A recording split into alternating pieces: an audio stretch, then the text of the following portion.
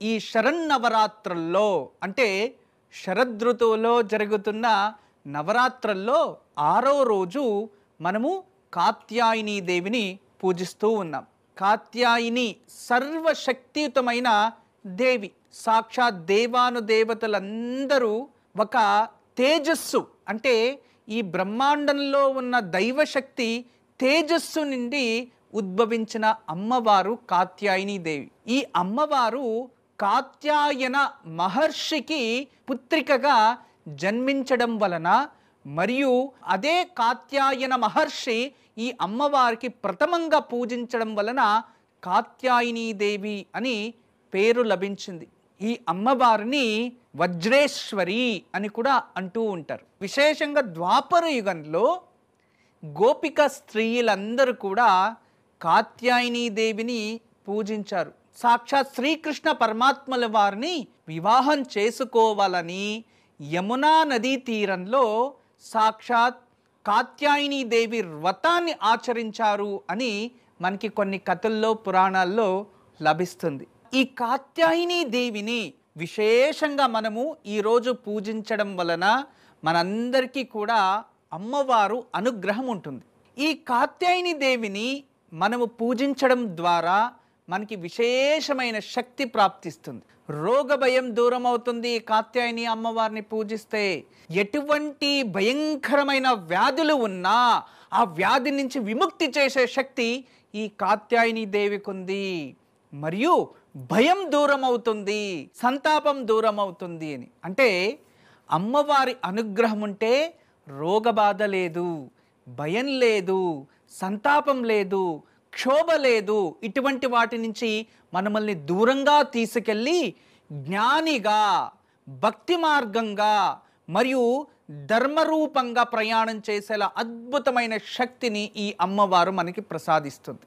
ఇక సాంసారిక జీవితంలో సంతోషాన్ని అందించే అమ్మవారు మరియు ధైర్యాన్ని ఇచ్చే అమ్మవారు అన్ని విధాలుగా మనల్ని రక్షిస్తూ మన తోడే ఉంటుంది అని శాస్త్రాలు చెబుతున్నాయి.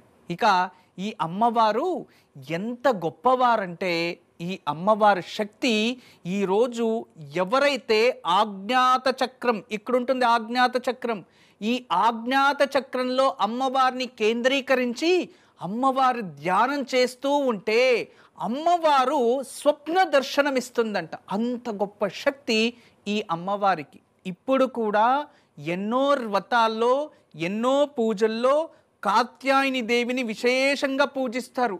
ఎందుకు అంటే ఈ కాత్యాయని దేవి మరొక రూపం ఎవరు అంటే మహిషాసుర మర్దిని.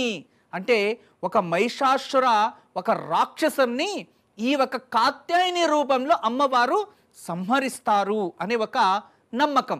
మహిషాసురుని సంహరించిన అమ్మవారు ఆ శక్తి ఎంత గొప్పదో ఆలోచించండి.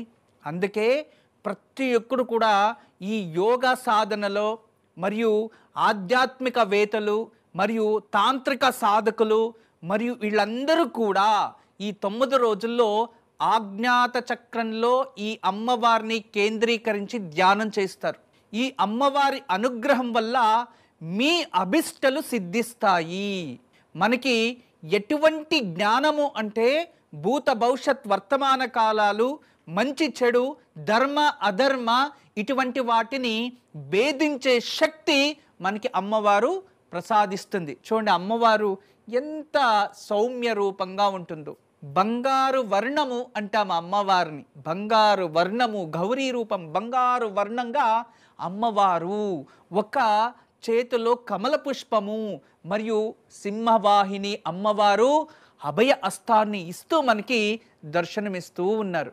అందువలన ఈరోజు మనమందరూ కూడా కాత్యాయని దేవిని పూజించి మరియు కాత్యాయని దేవి రూపంగానే మరొక దేవీ రూపము ఈరోజు సుప్రభ అనే ఒక దేవీ రూపాన్ని, శక్తి రూపాన్ని మరియు మహిషాసుర మర్దిని రూపంగా ఈ ఒక 3 అమ్మవార్లని మహాలక్ష్మి, మహాకాళి, మహాసరస్వతి అంటూ పూజిస్తూ ఈ కాత్యాయని దేవి ఆరాధన చేస్తూ మరియు ఈరోజు కుమారి పూజల్లో విశేషమైన చిన్నారులు మనకి దర్శనమిస్తున్నారు. వాళ్ళకి ఆ దేవతల ఆవాహన చేసి వాళ్ళ నుండి అస్తు అనే ఒక అక్షరాన్ని మనం వింటే ఇక మన జీవితం ధన్యమైనట్టే.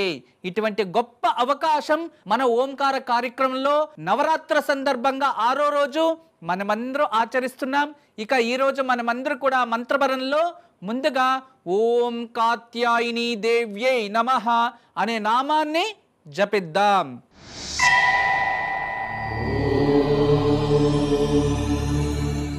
ఓం కాత్యాయని దేవ్యై నమః. ఓం కాత్యాయని దేవ్యై నమః. ఓం కాత్యాయని దేవ్యై నమః. ఓం కాత్యాయని దేవ్యై నమః. మీరందరూ కూడా ఈరోజు ఉదయాన్నే నవార్ణ మంత్రాన్ని కూడా జపించారు కదా, ఆ మంత్రాన్ని కూడా ఒకసారి జపిద్దాం. ఓం హైం హ్రీం క్లీం చాముండాయై నమః. ఓం హైం హ్రీం క్లీం చాముండాయై నమః. ఓం హైం హ్రీం క్లీం చాముండాయై నమః. ఓం హైం హ్రీం క్లీం చాముండాయై నమః. ఈ మంత్రంతో పాటు మీరు ఓం నమో భగవతి సుప్రభాయై నమః ఈ నామాన్ని జపించాలి. ఇక ఓం నమో భగవతి మహిషాసురమర్దిన్యై నమః ఈ నామాన్ని కూడా జపించాలి. ఇలా ఈరోజు ఈ 4 పదాలని ఎవరైతే ఆజ్ఞాత చక్రంలో మీ మనసు కేంద్రీకరించి ధ్యానం చేస్తారో వాళ్ళకి ఖచ్చితంగా కాత్యాయని దేవి ప్రసన్నమవుతుంది అనే ఒక అద్భుతమైన నమ్మకం. దీన్ని నమ్మకాన్ని కూడా ఎంతోమంది పూర్తి చేసుకున్నారు. మీరందరూ కూడా భగవద్భక్తులు ఈరోజు చక్కగా అమ్మవారిని పూజించి అర్చించి ఆరాధించి అమ్మవారికి విశేషమైన నైవేద్యం మధుపర్కము. అంటే ఈరోజు అమ్మవారికి అరటిపండుని తేనెలో పెట్టి నైవేద్యం చేస్తే చాలు, కాత్యాయని దేవికి అంతే. ఇక మీరు ప్రతిరోజు ఎలాగో నిమ్మరసము తేనె కలిపి పానకంగా చేసి అమ్మవారికి నైవేద్యం చేసి దాన్ని స్వీకరిస్తున్నారు. అయితే ఈరోజు అరటిపండు మరియు తేనె కలిపి నైవేద్యంగా స్వీకరిస్తే ఆ అమ్మవారు అనుగ్రహం కూడా ఉంటుంది. ఇక పూజని ప్రారంభిద్దాం. ముందుగా ఈరోజు అందరు కూడా మహాగణపతి పూజతో ప్రారంభిద్దాం. ముందుగా అందరూ చెప్పండి, వక్రతుండ మహాకాయ సూర్యకోటి సమప్రభ నిర్విఘ్నం కురు మే దేవ సర్వకార్యేషు సర్వదా. ఓం వక్రతుండ మహాకాయ సూర్యకోటి సమప్రభ నిర్విఘ్నం కురు మే దేవ సర్వకార్యేషు సర్వదా.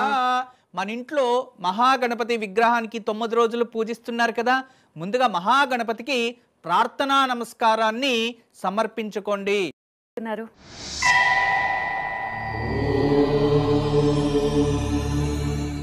ఈరోజు దివ్యమైన యోగక్షేమం. ఈరోజు సాయంత్రం మనమందరూ కూడా అమ్మవారిని విశేషంగా పూజించాలి.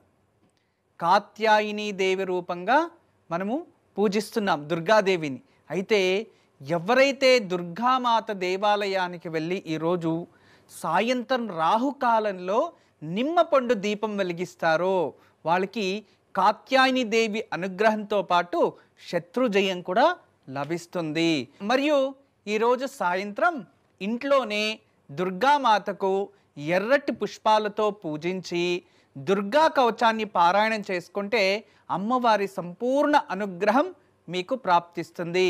ఈరోజు మంగళవారం విశేషమైన రోజు. ఈరోజు సాయంత్రం తప్పకుండా దుర్గాదేవిని పూజించి ఆరాధించి దుర్గాదేవి కవచాన్ని పారాయణం చేసుకోండి.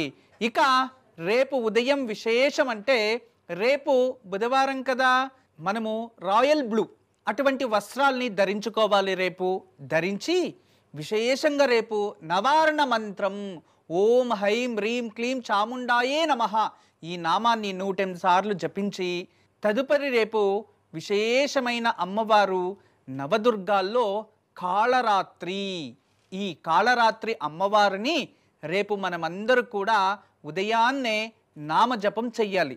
ఓం కాళరాత్రి దేవ్యై నమః అనే నామాన్ని జపించి తదుపరి విశేషంగా రేపు మనము విజయ అనే అమ్మవారు శక్తి ఓం నమో భగవతి విజయాయై నమః అనే నామాన్ని 108 సార్లు, ఓం నమో భగవతి చండికాయై నమః, ఈ నామాన్ని కూడా 108 సార్లు జపించాలి.